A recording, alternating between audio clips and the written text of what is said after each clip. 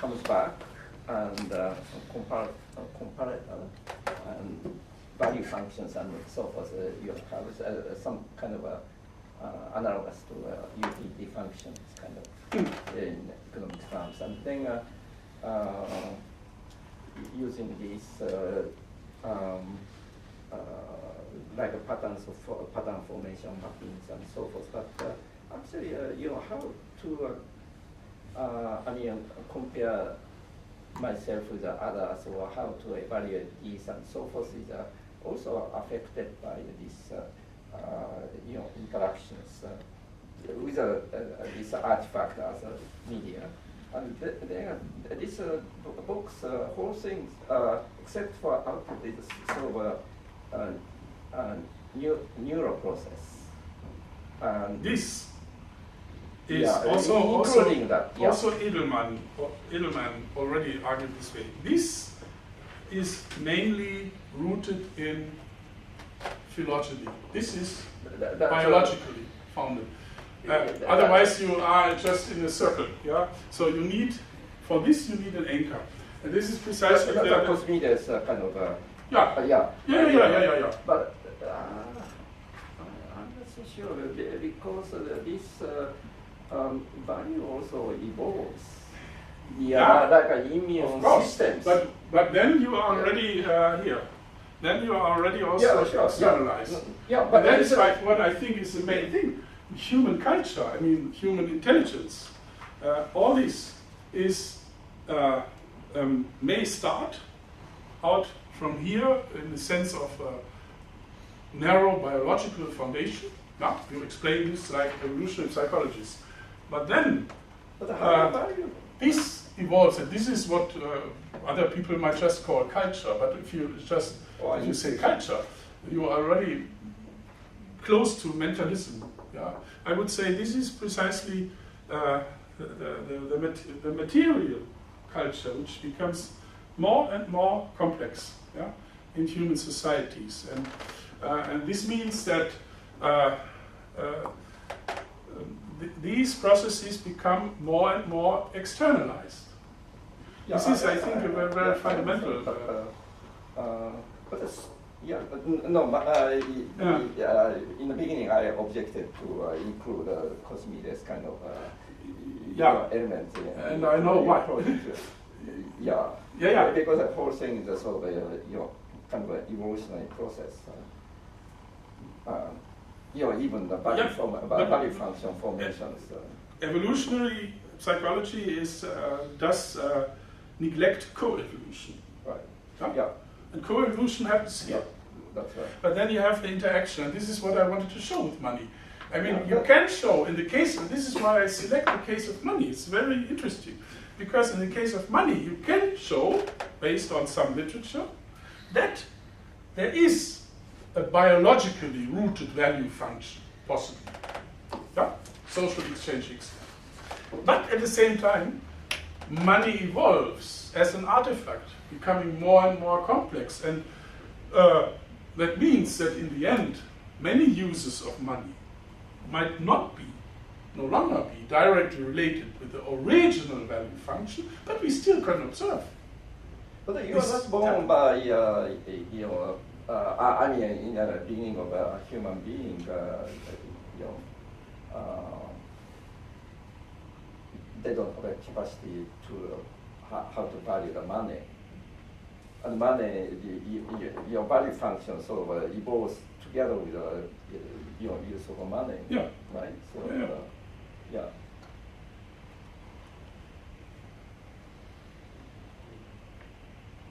So biologically, I probably have a little uneasy about the use of value functions here.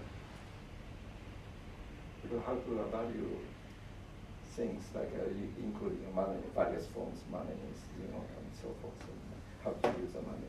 It's sort of evolving together with the artifact. It's not really. So my point is that this value formation itself is a kind of a part of a mental neural process, and so why? In this case, what do you mean by Well, this is just what Aunger said.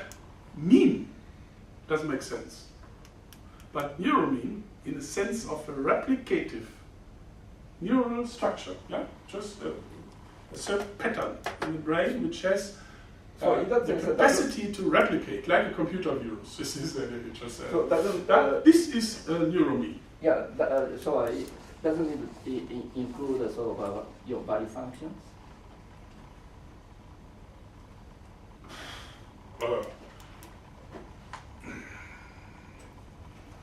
Actually, I did not consider this opportunity, but this possibility. But I think it depends a little how you define a value function. If you were to stick with the evolutionary psychology idea, then not. But if you think that this value function might itself evolve in the sense of, for example, domain-specific value functions, right? Yeah, in economic behavior or friendship and so on. Then I would say that the value function itself can evolve, but then it is already the entire process. It is not just here. It becomes a part of this, and this I think we can also just observe in history that values are somehow translated into artifacts.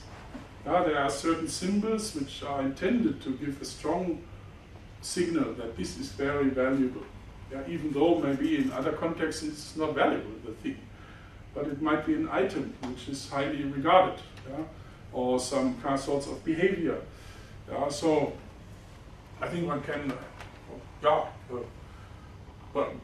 I mean, this is just the very fundamental structure, to show this idea of interaction and how stabilization can happen.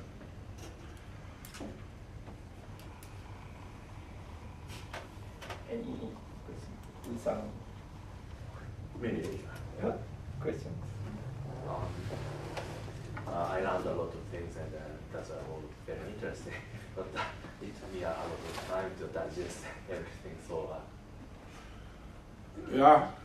As I said in the beginning, it is really these different theoretical approaches. That is a problem. Also in communication. So if you don't, I mean, economists rarely read this literature, and if you then, it's my experience. If I try to explain to an economist, this is my theory of money. You easily get into troubles, because why should I use all this as an economist? Why should I use a theory from psychology, from sociology, and so it's a mess. We want to stay within our theoretical paradigm, and there are good reasons, of course. There are good reasons, I think. But I have a preference for cross-disciplinary research, and I think money is a good example that it can be fruitful. And as I mentioned, one motivation was exactly financial crisis. And this obvious, that something which, and financial crisis also, as I mentioned in the beginning, this sociological literature, performativity, was mainly concentrating on financial markets and trying to understand